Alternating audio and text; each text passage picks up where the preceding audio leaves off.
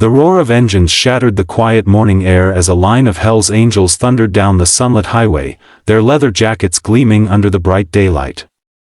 Dust spiraled behind their bikes like a warning. People on the sidewalk stepped back, gripping their children's hands, whispering the same old fears that followed groups like them everywhere. But amid that tense summer heat, something unexpected happened, something so simple, so innocent, that it froze even the toughest men in their tracks. A little girl in a faded pink dress, no more than 8 years old, stepped away from the shade of a grocery store wall, looked directly at the towering group of bikers, and said with a soft, trembling voice, "Hello, sir, my mother has a tattoo just like yours. If you believe in kindness, redemption, and second chances, please like, comment, share, and subscribe to Kindness Tales. Your support helps us spread more heart-touching stories." The bikers didn't slow at first. They weren't used to strangers, especially children, approaching them with such bravery. Their leader, a broad-shouldered man with a long gray beard and eyes that had seen too much, eased his bike to a stop. His name was Rogan Creed, feared by many, understood by few. The moment he killed the engine, silence smothered the street. The other riders followed instinctively, forming a semicircle around the girl as dust settled at their boots. The little girl didn't flinch. She kept her gaze fixed on the swirling black and red serpent tattoo running down Rogan's arm. She clutched a small cloth bag against her chest, as if it were the only thing holding her together. Rogan lowered his gaze, confused and wary, but there was something in the child's sad eyes, something familiar, that made him ask, "What did you say, sweetheart?" The girl swallowed hard, glance shifting for a moment to the sunlit road behind her. "My mother, she had the same tattoo. On her shoulder." She paused, pressing her lips together. Before she disappeared. A murmur rolled through the group like thunder. Children didn't say things like that casually. Not with that kind of heartbreak. Rogan's jaw tightened, and he dismounted his bike slowly. The girl's small fingers trembled around her cloth bag as she added, "Her name was Mary Dawn." The world seemed to tilt. Rogan froze completely. Behind him, the bikers exchanged shocked looks. Mary Dawn was a name no one in their brotherhood had spoken out loud for years.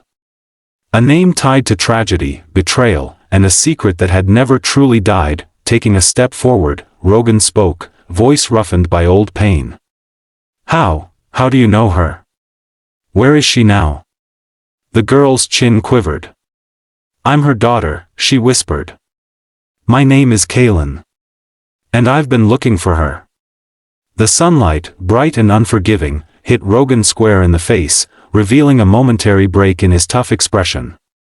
His eyes softened, his shoulders slumped just slightly. He gestured for the girl to sit with him on the curb. The rest of the angels stayed back, forming a protective wall around them, their intimidating presence suddenly transformed into something almost gentle. Kaylin explained everything in long, trembling sentences. She said her mother had gone missing 2 years earlier after fleeing from someone dangerous. She told Rogan she'd been living in a shelter with a caretaker named Miss Hallie, who encouraged her to search for anyone connected to her mother's past. Maria had once told Kaylin that if she ever got into trouble, she should find the people with the serpent tattoo, because one of them would help her. "Why me?" Rogan whispered, staring down at his arm. Kaylin pulled a folded paper from her cloth bag. It was frayed, smudged. When she handed it to him, Rogan felt an ache in his chest. It was a photo, one he hadn't seen in years. Maria was in it, leaning on him with a bright grin, her serpent tattoo unfinished. Rogan had been younger then, smiling, a rare thing for him. "She said you were the only one she trusted," Kaylin murmured. The bikers watched Rogan closely. They hadn't seen him shaken like this since the day Maria disappeared. For years, he blamed himself, believing he hadn't protected her the way he should have. Slowly, Rogan stood up, looking at his men with a seriousness that sent a ripple through their hardened hearts. "Mount up," he said. "We're helping her." They didn't question him. When Rogan Creed made a vow, it was law. Kaylin climbed onto Rogan's bike, clutching the safety bar as they cruised through the town under the bright day sky. They stopped at the shelter first, speaking to Miss Hallie, who revealed more details. Maria had been hiding from a violent man named Dresker Vane, a criminal whose reach stretched across several states. Maria had been trying to expose him, but disappeared before she could. Rogan's heart sank deeper with every new piece of information. If Dresker had taken her, there was little hope. But the little girl riding quietly behind him believed otherwise, and Rogan could not break that hope. He made calls. The angels scattered across towns, talking to informants, checking hideouts, tracking every lead. Days blurred into tense sunlight and restless nights. Kaylin stayed close to Rogan, never complaining, never crying, but the exhaustion in her eyes told him everything. She'd been brave for far too long. Finally, a break came. One of the bikers, a sharp-eyed rider named Krill, found a trail leading to an abandoned auto yard on the outskirts of the city. It was known to be tied to Dresker's operations. Rogan's heart pounded as they approached during early morning daylight, the rising sun cutting through the metallic skeletons of old vehicles. Kaylin waited in a safe spot with Miss Hallie, who had joined them for support. Rogan approached the yard with his men, every step heavy with fear.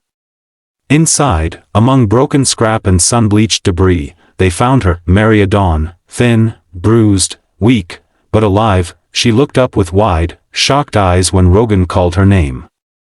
Tears streamed down her face as she whispered, "Rogan. You found me?" Rogan knelt, lifting her gently, supporting her weight. "Your daughter found me," he said, voice cracking. Maria gasped. "Kaylin, is she safe?" "She's waiting for you." What followed was a scene so emotional, so fragile, that even the roughest of the Hell's Angels turned away to hide the moisture building in their eyes. Maria walked slowly toward the place where Kaylin waited, leaning heavily on Rogan's arm. When Kaylin saw her mother appear in the bright daylight, she burst into tears, loud, uncontrollable sobs that echoed across the quiet morning. Maria fell to her knees, pulling her daughter into her arms. "I'm so sorry," she whispered again and again. "I never stopped loving you. I never stopped fighting." Rogan watched them with a tight throat, hands clenched at his sides. He had spent years believing he failed Maria.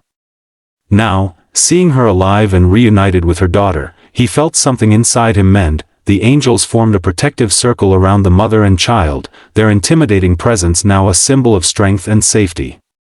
Dresker Vane was later arrested due to information Maria provided, ensuring he would never harm them again. Weeks passed.